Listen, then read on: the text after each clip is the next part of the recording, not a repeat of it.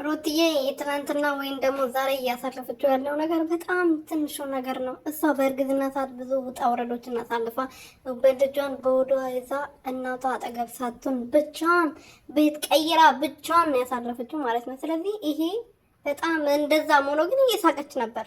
ሰሞኑን ግን ድክም ብሏታል። ይሄ እስከዛሬ የያዘችው ነገር ፈንድቶ እየወጣ ነው።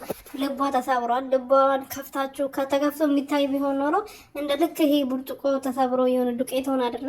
እንደዛ ሆኗል ልቧ ማለት ነውና ይሄን አይቶ እንግዲህ ደግሞ ፍሬዬ የሩትዬ ወንድም የሩትዬ መከታ የሁላችንም ወንድም በተለይ ደግሞ የስደቶች እህቶቻችን የሁላችንም ወንድም ነውና ፈጣሪ እድሜ ዘመኑን ይባርከው።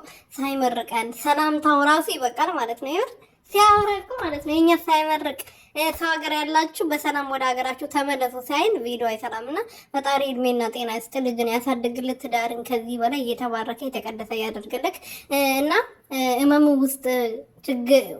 እመሙ ውስጥ ፈገግ ያለች ሴት መቼም አትሸነፍም ይላል ጥቅሱና አሁን ነው ከእናቱ ከሩትዬ እናት ፎቶ ጋር አድርጎ የፖስተው ማለት ነው።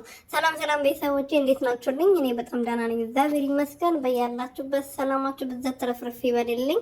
ለዚህ ቤት ለዚህ ቻናል አዲስ የሆናችሁ ሰብስክራይብ፣ ሼር፣ ላይክ እያደረጋችሁ ቤተሰብ ሆኑልኝ ማለት ነው የኔ ወርቆች እና ፍርዬ እንግዲህ ለእህቱ ለውድ እህቱ ለጠንካራ እህታችን ልጃችን በጣም ደስ የሚል ጥቅስ ነው ያስተላለፈላት።